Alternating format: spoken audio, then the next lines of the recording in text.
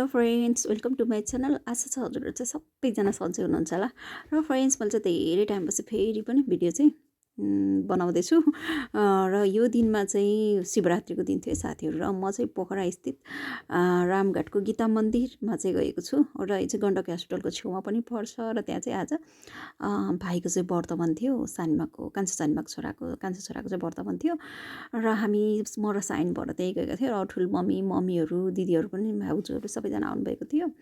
र आज शिवरात्रि भएको हुनाले चाहिँ सबैजनाले यहाँ चाहिँ धुनी लगाउने चाहिँ तयारी गरिराख्नु भएको छ। मुढाहरू राखेर अनि त्यसमा चाहिँ उखु पड्काइन्छ नि त बेलुका। र त्यही अनुसार चाहिँ सबैले रेडी गरिसक्नु भएको छ। र साइन चाहिँ यहाँभित्र छिरिसक्नु भएको छ है, म छिर्नुभन्दा अगाडि नै, किनभने म चाहिँ यता भिडियो सुट गर्नको लागि व्यस्त भएँ। त्यही भएर चाहिँ र यो चाहिँ गीता मन्दिर, यहाँ चाहिँ पुरै कार्यहरू चाहिँ गर्ने गरिन्छ है साथीहरू। वर्तमान भयो, अरू कुन कार्य आफूलाई गर्न उचित लाग्छ त्यो चाहिँ गर्न सकिन्छ। र यहाँ चाहिँ सानीमाको छोराको वर्तमान थियो नि त, त्यसमा नै आएका थियौँ हामी। र मम्मीहरू चाहिँ पहिले आइसक्नु भएको थियो नि, हामी आउनु चाहिँ अलिकति ढिलो भएको थियो, किनभने पसल गएर नि पसलमा चाहिँ एकछिन कस्टमरहरू आउनुभयो। र उहाँहरूलाई चाहिँ सामानहरू बेचेपछि अनि कपडा चेन्ज गरेर चाहिँ म यहाँ आउँदाखेरि चाहिँ ढिलो भइसकेको थियो। र के कामहरू चाहिँ सुरु भइसकेको थियो भने कुनै कामहरू चाहिँ गर्न बाँकी नै थियो। र यो चाहिँ मन्दिरको लुक भयो।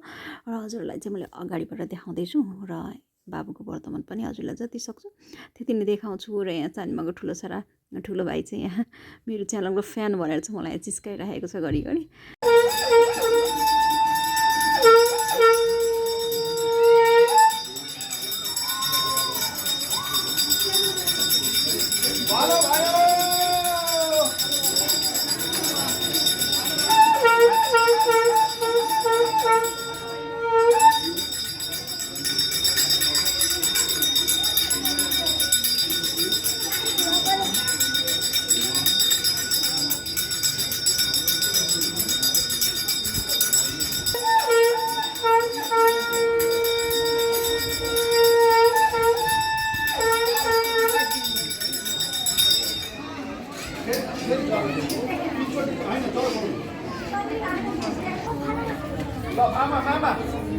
भाग्ने बेला भइसक्यो।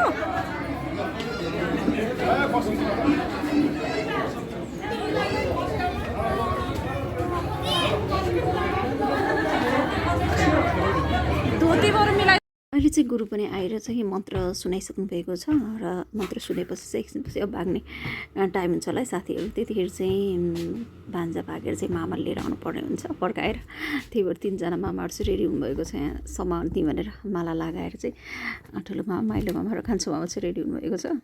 र सुजलले चाहिँ एकचोटि चाहिँ मन्त्र सुनिसकेको छ। फेरि पनि गुरुले चाहिँ एकचोटि मण्डप घुमाएर केही सिकाउनुहुन्छ होला सायद। मलाई पनि यसको बारेमा चाहिँ पूर्ण ज्ञान छैन नि त साथीहरू, हेरेर देखेर मात्रै हजुरलाई भनेको छु मैले। र पुरै रूपमा चाहिँ ज्ञान छैन हामीलाई पनि। र यहाँ चाहिँ गुरुलाई ढोकिसकेर चाहिँ अब उसले गुरुबाट फेरि पनि केही सिक्छ होला। र सबैजनासँग चाहिँ यसरी भेट हुँदा चाहिँ रमाइलो भएको थियो। र यस्तै बेलामा चाहिँ हो सबैजना भेट हुने। र पूर्ण रूपमा चाहिँ सबैजना भेट भएको थिएन भने कोही चाहिँ टाढाको चाहिँ आउनुभएको थिएन नि। हामी नजिकको चाहिँ सबैजना भेट भइसकेका थियौँ। र यता मम्मीहरू सानीमाहरू पनि हुनुहुन्थ्यो अरे, माइजूहरू चाहिँ किचनमा हेल्प गरिरहनु भएको थियो खानाहरू बनाउनको लागि। र माइजूहरू भाउजूहरू चाहिँ, र हामी चाहिँ यता बसेर हेरिरहेका थियौँ साथीहरू। माइजूहरू भाउजूहरू भएपछि हामीलाई आनन्द, माइजूहरू भाउजूले गर्नुहुन्छ नि त।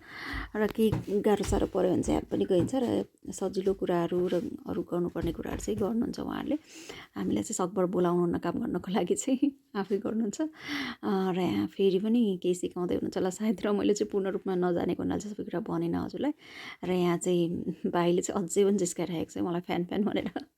र यहाँ चाहिँ दिदी बहिनीहरू र नानु बुन्टु पनि आएको छ भने यता सानीमा र मम्मी अनि भाइहरू पनि छन् पछाडि। र साथमा ठुलो मम्मी पनि हुनुहुन्छ, सानो बा सबैजना हुनुहुन्छ। हजुरहरूलाई मैले चाहिँ भिडियोमा अटाउनेसँगसम्म चाहिँ सबैलाई देखाएको छु, देखाउन सक्नेसम्म। र धेरै टाइमपछि चाहिँ यसरी भेट भएको हुनाले चाहिँ रमाइलो पनि भएको थियो सबैजना। र सधैँ चाहिँ यसरी भेट भएन, कहिले चाहिँ केही कार्यक्रमहरू परेको बेलामा चाहिँ सबैजना चाहिँ भेट भइन्छ।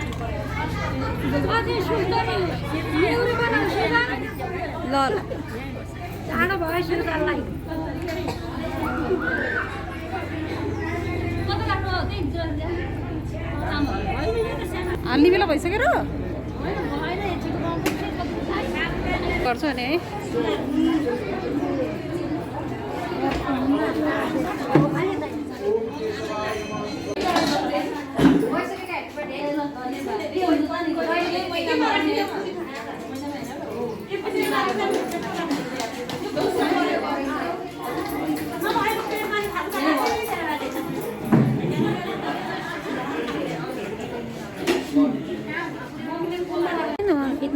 कस्टमर बोलाउनु उता किन्ने भाइ छ नि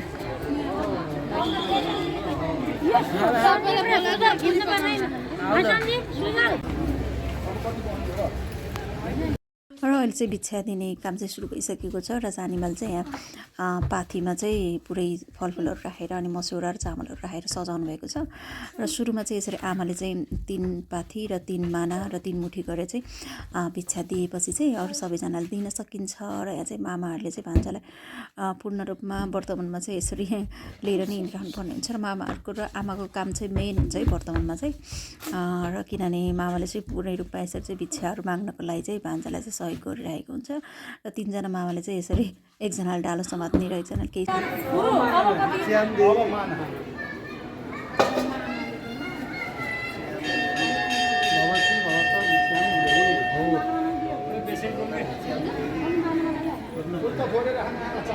नबोलेसम्म पाइँदैन है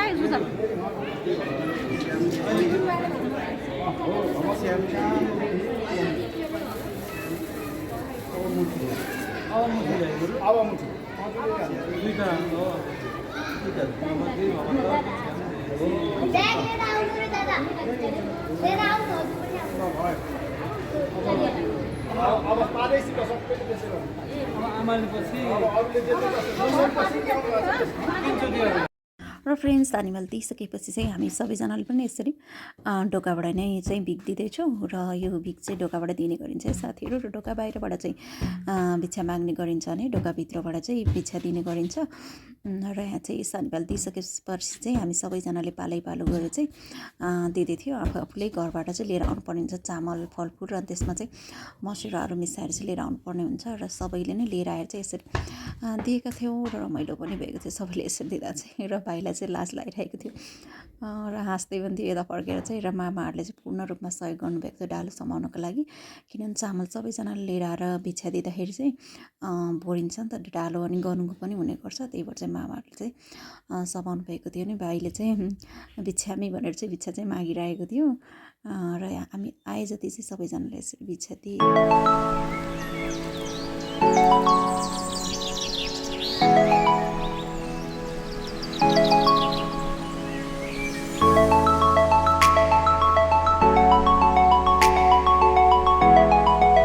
बेलपत्र खोज्दै हुनुहुन्छ भाइ चाहिँ मलाई खोज्दिन है हुन्थु नानी भयो माइजु ल हुन्छ यति हुन्थु आउँछ ल हिँड माथि माथि दुध चढाउँ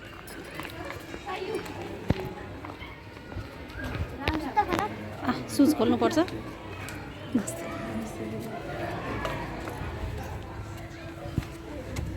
अब हामी सबैजना माथि दुध चढाउन जाँदैछौँ सायन सबैजना गइसक्नु भयो हामी मात्रै बाँकी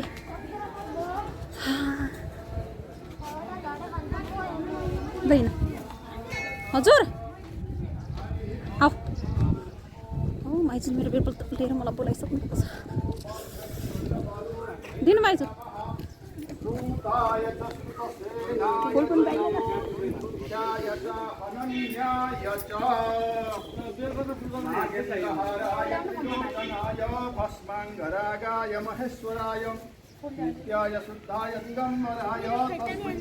तिमीले त माम खायो नि त हुँदैन नि तिमीले ले अङ्कल मैले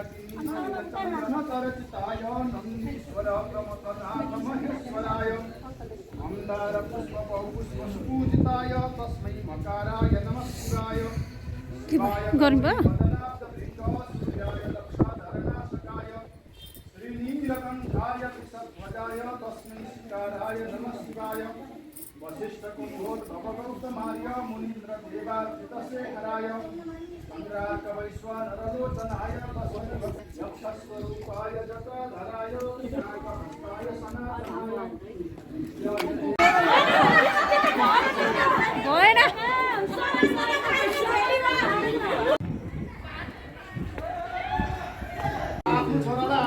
लाग्नु म सक्दिनँ है म नभगाइ समाजको सक्दिनँ मलाई फकाइ गरेर घरमै सम्हालेर राख्नु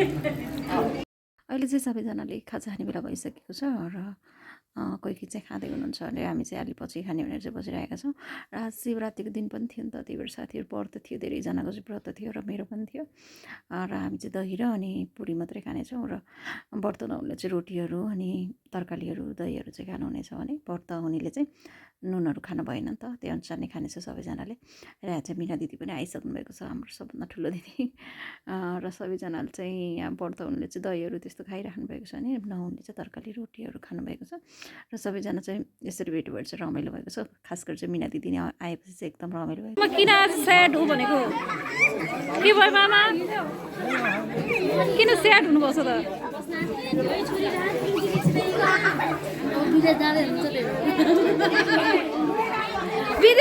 अहिले चाहिँ सबैजना खाँदै र रमाइलो गर्दै गफ गर्दै टाइम चाहिँ गइरहेको छ अहिले र उता भाइले चाहिँ लुगा चेन्ज गरिसकेको छ र त्यसपछि चाहिँ अब सबैजना चाहिँ पालै पालो टिका लगाइदिने छौँ किनभने लगभग वर्तमान चाहिँ सिद्धिसकेको छ उसले लुगा चेन्ज गरिसकेपछि र यसरी दुबोको माला पनि लगाउनु पर्ने हुन्छ र बहिनीले चाहिँ अलिअलि मेकअप गरिदिने पनि गर्नुपर्ने रहेछ र त्यस्तै नै गर्दैछ यहाँ बहिनीले चाहिँ र यता भाइहरू चाहिँ भिडियो सुट गर्दै हुनुहुन्छ भने सानीमाहरू पनि सबैजना हाँसिरहेको छ भाइलाई जिस्काएर अब लिपस्टिक पनि लगाइदिनु पऱ्यो भनेर जिस्काउँदै गरेको थियो भने भाइ त्यही भएर चाहिँ हाँसेका थियो सबैजना चाहिँ